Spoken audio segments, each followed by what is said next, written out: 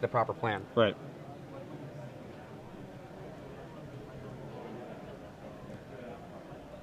I think gut shot's pretty bad in this matchup from Daniel's perspective.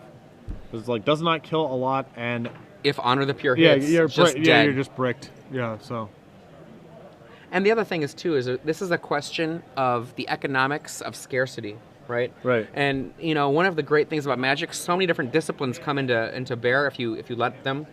And take an Econ 101 class, learn about economics of scarcity. What it basically means is if you've got a lot of something, it's not as valuable. If you've got a little of something, this is the scarcity part, well, then it's very valuable. yeah. So actually, I should say economics of abundance in this case. He's got so many removal spells that gut shot, it does not have the same value as Right. as a gut shot might in a blue deck, for example. Yes.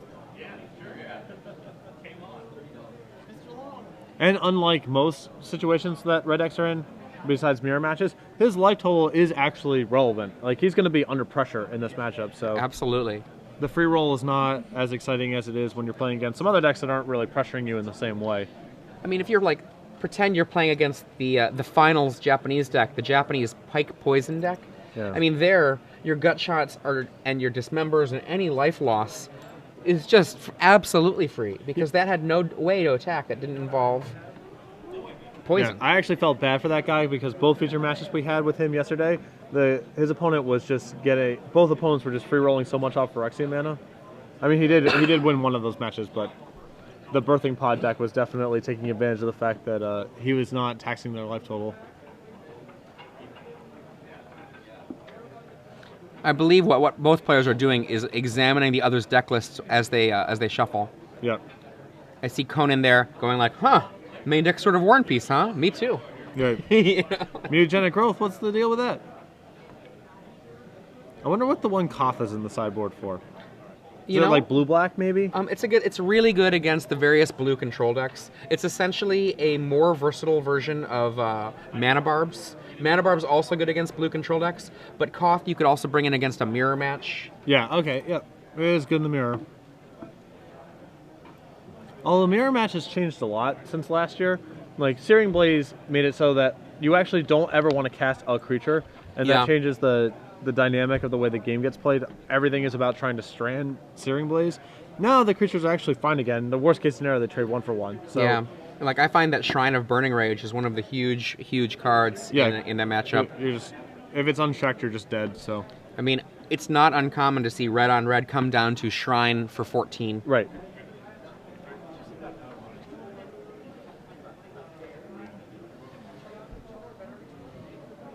Which actually makes a Rootbound Crag-based red deck have a real strength because Ancient Grudge is a real card if your opponent does any action and you're like, well, I'm going to gain 12 life by Ancient Grudging your Shrine, and that other Shrine, well, I'll get that one too. Yep. And often because the games drag out for so long, because it's just very attrition-y, it's worth actually, even if you know your opponent only has the 4 shrines, it's still worth bringing in your grudges or whatever because the game's going to go on a long time. If you don't kill it, you die. Yep. So I get asked that question a lot, and I'm a big fan of bringing in your Manic Vandals or grudges or what have you. Yeah. And the thing is that oftentimes when it comes to the current state of red versus red, a body is a body. You're not going to be beating the other person because you were super fast. Not unless they're mana screwed. Right.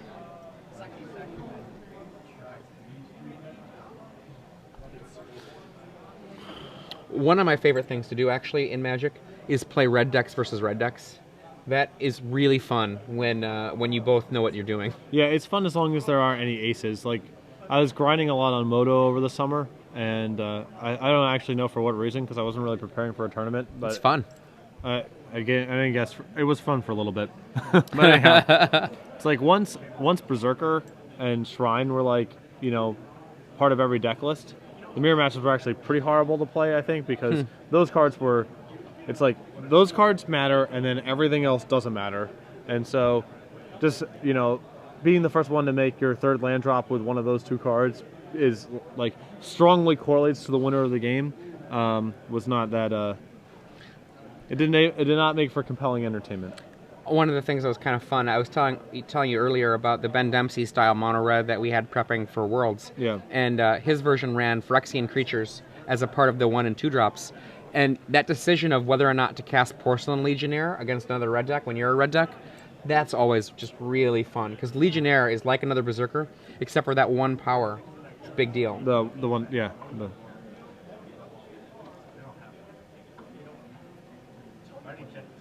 So it looks like we're close to getting things underway here. So okay, he's got to keep finally. There we go. On the left, Konan Ahmed playing white weenie with blue. All right, so he's on the play. So let's see. Champion of the Parish. Is that a one-lander? Is that, I can't tell. I think that Konan kept a one-lander. Is that after a mull? Nope, that's all 7 cards. No, 1, 2, 3, 4, 5, 6, 7. 7. I could just be... All right, so turn 1 Lavamancer.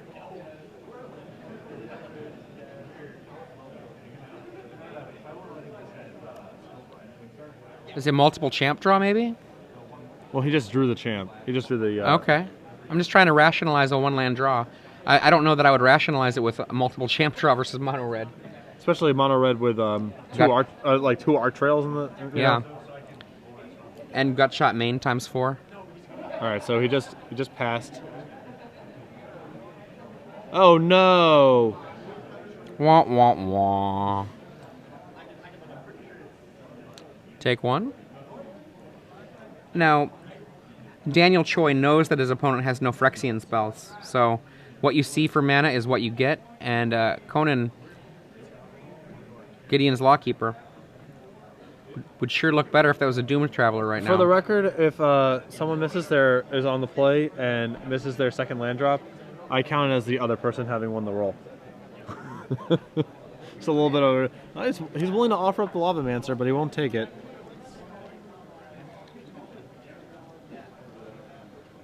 Berserker. And a Spike Shot Elder. So he needs a land right now just to cast On the Pure, just so he doesn't lose his Lawkeeper for actual nothing. And it does not look like he drew one. There's no reason to play this out, I don't think. Because you can't get any more information. You already have perfect information on the opponent's deck. Well, I mean, he's not going to actually get killed for some number of turns, so... I see no paths to victory here. No, I don't. Yeah. I think he's... I think we're in stack the deck land. Yeah, stack the deck, what happens? Lose. Right. But... It's hard to do. It's hard to pull the trigger on that sort of decision when you're in the finals of a tournament like this. Like, you just want to... You don't want, maybe Daniel messes up, maybe something happens. You don't want to just be preemptive. In for 2.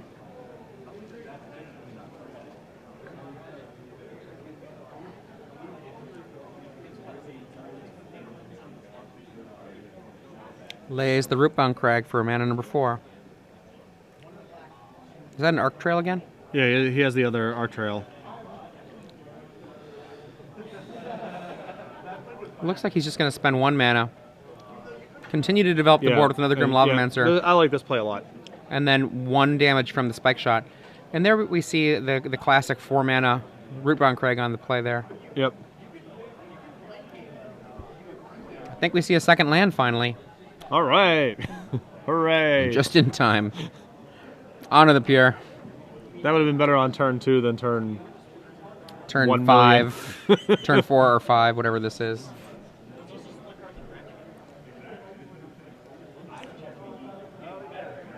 Now we see Shrine in hand.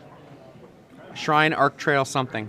Yeah, I think he's just weighing, does he attack with Lavamancer versus casting a spell and using Lavamancer? The answer is, I don't believe it matters.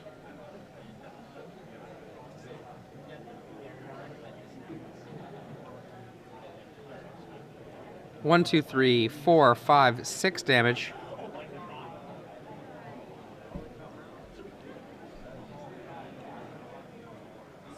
Two mana Shrine.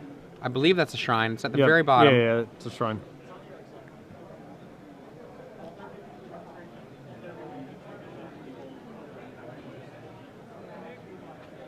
I probably would have cast the Arc Trail there, but whatever. Well, he hasn't passed yet. Oh, okay. I thought he passed, sorry. And he passes. Not that it actually matters one iota, but with Spike Shot Elder, then your mana is kind of at a premium, and with Shrine Out, you just want to kind of just deploy your spells as efficiently as possible. And with Honor of the Pure, it's impossible really to 2-for-1 from here. So, were this game some percentage closer, that could be a thing that matters. 3 mana. Fiend Hunter. Oh, I think the last card in his hand is Incinerate. That's why he didn't use his Art Trail. That's fine. Daniel Choi does not accidentally incinerate in response to permanently lose his creature. And not kill it. Well, I mean, you know, the Fiend Hunter. Yeah, the trigger. Yeah. Fiend Hunter comes into play, targets a creature, it's going to remove it, and when Fiend Hunter leaves play, it returns the creature. If you don't let the resolution of the remove resolve, and then you remove it, the Fiend Hunter's leaves play ability will trigger before it comes into play's ability, which will render the comes into play permanent. So that means whatever gets removed will be removed forever. I'm not really sure what Daniel's thinking about here.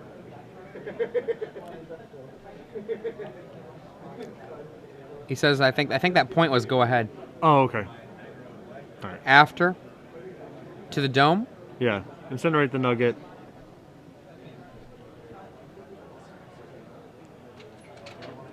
There we go.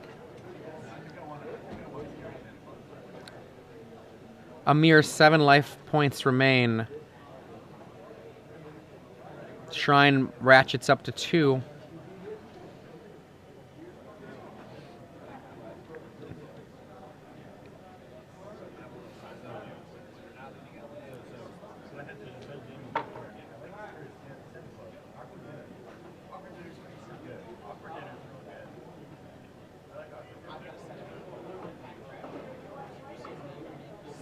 Two and 1. I believe he's going to finish off the Fiend Hunter and then return the Stormblood Berserker as the 3/3 because the damage has already happened to Konan. So Konan might be at 5 here. Fiend Hunter dies. A 3/3 returns. The tokens are on it because of the damage that Konan has already taken. And in for 2, knocking Konan to 4.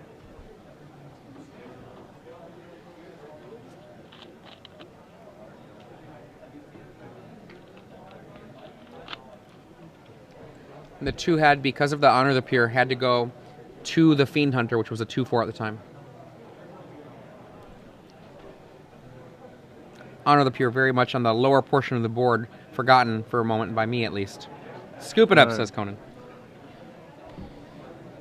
So Konan keeps a speculative 7 and doesn't play out for him.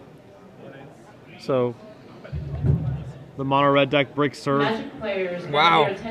For those of you who are just joining us, I'm Adrian Sullivan. Patrick Sullivan. Wow. I like watching Red play a lot, but we didn't really see much of a game there. Right. A mana-screwed opponent doesn't really put up much of a fight. Yes. We're going to give you a trivia question in a moment as soon as this announcement's done.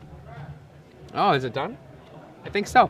So for those of you who are just joining us, I'm Adrian Sullivan. I'm joined by Patrick Sullivan. Hi. And we are going to give away a full year of free premium. Full year. That means things like the articles of people like Patrick Chapin. Jerry Thompson. Absolutely. Brian Kibler. The videos of Michael Jacob. Yeah. Lots of people out there. I mean, Brad Nelson's work. I mean, I love My Story City Games Premium. And I know that when it comes to how I've used Premium for a long time, I read everything. And I always know that there are people, and I say this a lot, that there are people who are like, oh, I don't even know if I have any reason to read Premium. I already know this stuff. Yeah. Yeah, there was a while like where, you know, I had would subscribe for a year of Premium, and then it would lapse. And I'd be like, I don't know if I'm going to renew. And then within like 7 days, something got posted that's like, fine. Just yeah, I've got to do it. Yeah. I mean, the value for it is so good in terms of the, you know, the amount of money that one would normally spend. In this case, it's $0. Right, yes. But that's a full year of free Premium. And the thing I found that's most valuable about Premium, I'm playing against someone on Magic Online, and I'm like, this looks like, for example, Jerry Thompson's current build of 4-color control. Right. I know that Jerry didn't actually feel very happy with it after the Invitational, but guess what? I bet you that this guy is playing it card for card, and I bet you that he's going to play the sideboard card for card. Lo and behold, he does. Yeah. He makes the plan that Jerry suggests in the article, and I'm Yeah. like, I know perfectly well what you're planning on doing. Yeah. So let's pretend you don't think that there's anything that you can learn because you are you know a lot about Magic. You can still learn what your opponent believes is good Right. because they are going to be copying it, and that can help you win. And let's be honest here. You probably don't know as much about Magic as people like Patrick Chapin and Jerry Thompson. I Let's totally agree with that. Let's just be honest with one another, you know? So, Okay, so the trivia question at hashtag SCG Premium, right down there, what you're going to want to do is you're going to want to put in the answer, and then one of the lucky people who gets the correct answer will 1 year. 1 year. One So, free year. between the two decks in the finals, White Weenie Blue and his opponent Daniel Choi with red, there is exactly one Planeswalker. What one card out of these 150 cards is that Planeswalker? Tweet the answer, hashtag SCG Premium. I mean, what could it be? Could it be Chandra the Firebrand? Elspeth? Could be Elspeth. Venser. Yeah, it's a blue-white deck. Venser? There are 3 Rootbound Crags in Daniel Choi's deck. It could be Garrick. Yeah, Garrick. Big Garrick. I know that was actually something some people were... I want to say it was... Bernal. Yeah, Bernal. Joe, Right, yeah. Bernal. Yeah, right. I actually, he very early on played a version of Red that was main deck for Garrick the Relentless. Yeah, he had eight red-green duels Yep. and 4 Garricks, and he said they were awesome. I was trying to understand, like... I didn't understand how they could basically be better than Koth, so I never got on board, but he Right. said they were awesome for him, so maybe there's something there. I tried out that deck. That deck was awesome, but there was a small problem. Primeval Titan was still a monster, and you slowed down your deck in order to become a Relentless deck. Tweet those answers. Hashtag SCG Premium. For those of you who are just joining us, Daniel Choi here with mono red on the right, and on the left, Konan Ahmed with White Weenie Blue.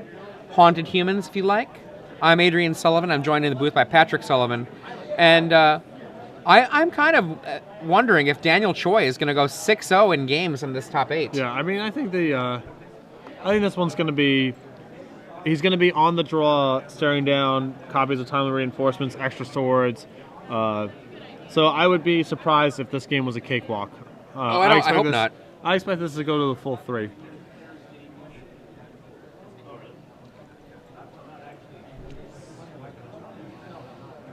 Daniel Choi shuffling up, but it looks like he's also ready to leave. He's got his bag on still. One of the things that tournament organizer in my area, Steve Port, likes to talk about is the stuff rule. So you pay attention to your stuff. You know, don't leave your stuff unattended. Daniel Choi taking no chances here. Even playing under a tent with a judge. Yep. No one is going to take his bag. Yeah.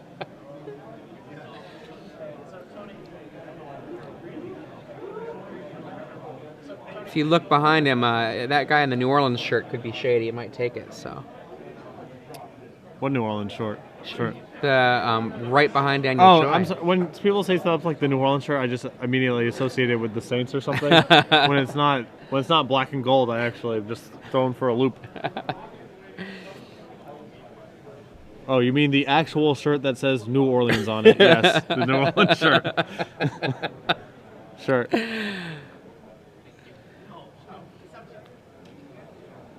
Daniel Choi, I believe, was in the. I'll have to check 1 second. Yeah, he was 7th seed, one of our players that played in the very last round in order to make the top 8 here.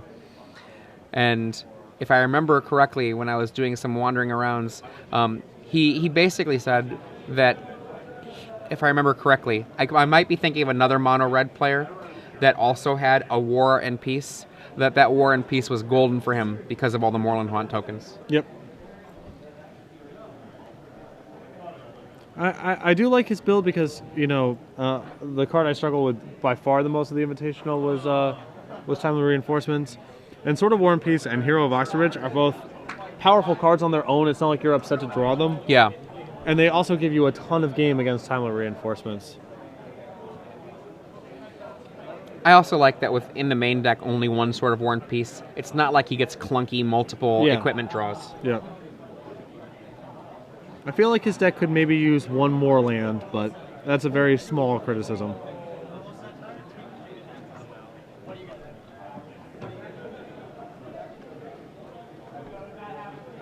Turn 1 champ.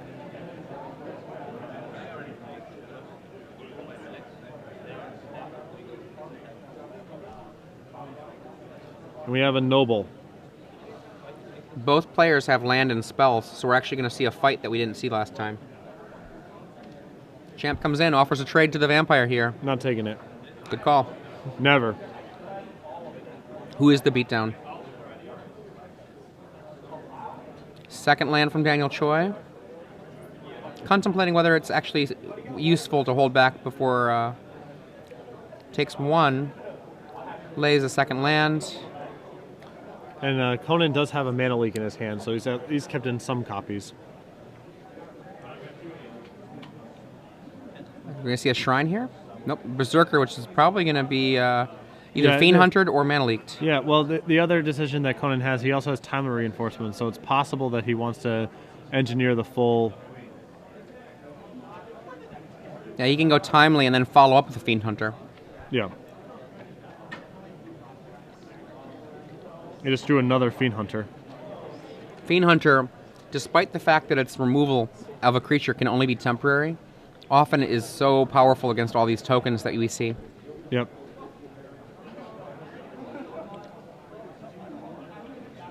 He asks a quick check on, I think, life totals, perhaps? Yeah, you hit me for one already. Yeah. Fiendy. Because maybe he wanted the timely that turn. I think he wanted to. Right. And now he comes in for two.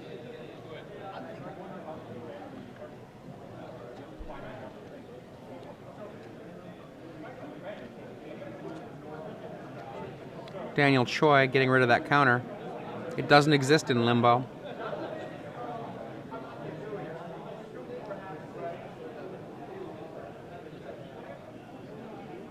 It's going to be an unload here, multiple spells.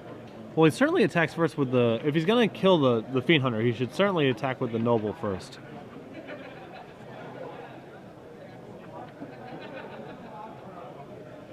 I think Daniel Choi is auditioning several different plays in his right hand.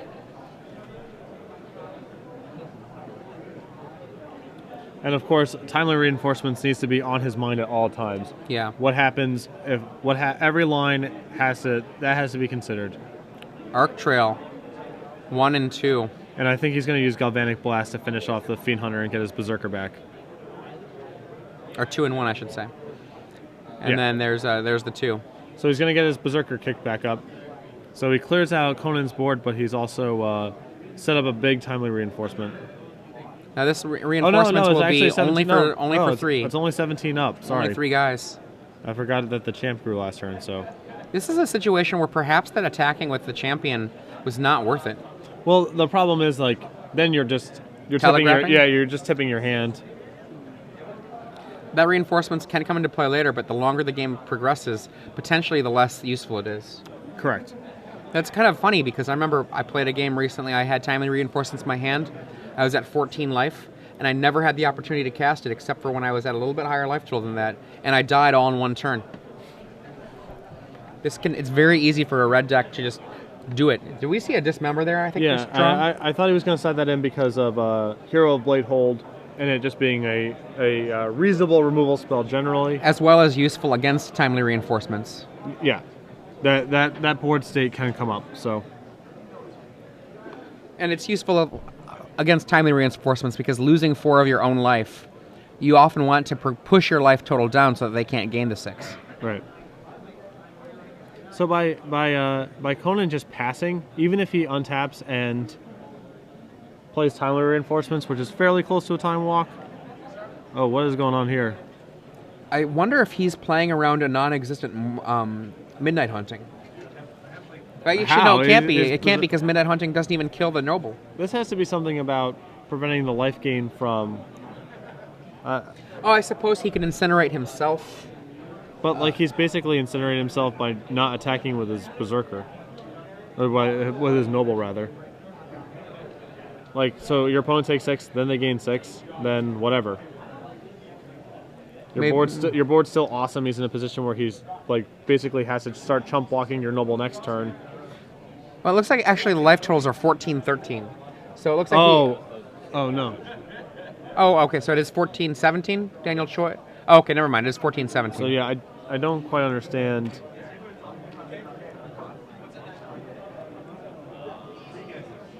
I'd rather have the life totals be 17-17 and me still have Incinerate in my hand and my noble got bigger, than the totals be 14-14 and I'm down in Incinerate and my noble smaller. Timely. I mean, I'm down to dismember the token in response, I guess. This is okay. I mean, it does mean that Konan gets to mana leak, but I guess the mana leak's irrelevant, right? The exact same thing's happening. The mana leak will not stop. It saves the 1/1. It saves the token. Yeah, it does not save the life gain. Yeah, for the purposes of timely reinforcements, it's the same thing. Just the first one, though. Here we see the exact thing we were talking about moments ago, losing 4 life in order to counteract the timely reinforcements, at least in part. I think I understand Daniel's line. I think it's still a little too fancy for what I would have done. And walking by, we see Star City Games Invitational top 8 participant Ben. Oh, he didn't. Oh, is that the Open? Oh, winner of the Open, Ben Swartz. The Legacy Open in Seattle. Yeah, Legacy Open Seattle champion walking by. He's just hanging out here. Is he going to draft? Play some Legacy? Looking to play. Looking at this board, Konan is in real trouble. Lots of power on the board, and even with that timely reinforcements, they don't really match up that great against just the Grim Lavamancer plus 3 power guys. Yeah, I understand Daniel's rationale. I think it's still a little too fancy for my taste, given how little timely reinforcements kind of matters in the scheme of things, assuming that he just jams all his guys last turn. So this is gonna draw a mana leak. Arc Trail gets countered. Yeah, that's gonna get leaked. So now you just send your 3/3s. Yep, send them. Do that afterwards, my friend. Okay. I mean, it kind of doesn't matter, I guess, but it takes away the possibility for Konan to make a mistake. Well, what's actually bad about it is if Konan has, I guess Sword doesn't really matter, but he could theoretically gives him an avenue to get Sword on the guy because the Lavamancer could prevent that. And it's not like Conan's blocks are any different.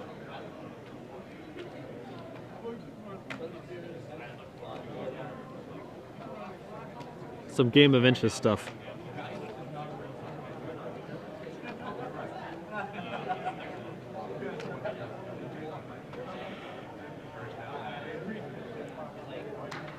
Uh-oh. Okay, Fiend Hunter. I saw the 3-mana and I was like, is it a sword? No, just quote unquote, just a Fiend Hunter. What do you take here?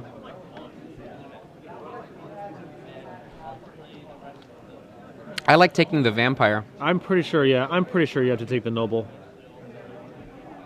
I'm wrong.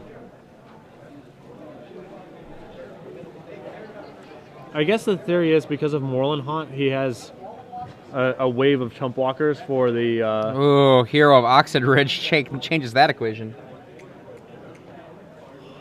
We need a hero! He's been... that guy's been sweet every time he's drawn him. In for 4, 8, 10. No spirit can block this without a Honor the Pure.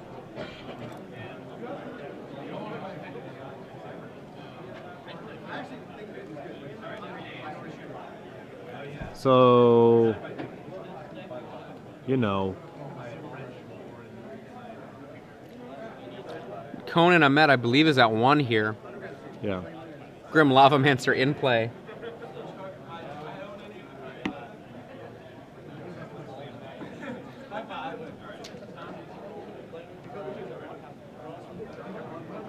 I don't know what 2 cards and 6 mana what Conan's deck can generate to get him out of this. Worship, Yeah. Core Firewalker. I'm not sure how legal that would be. He still has this memorized now too. He needs to kill the Lava Dancer. I guess he timely reinforcements and that ain't it. Untap, Grim. He leaves the Grim Lavamancer tapped. And There's the handshake.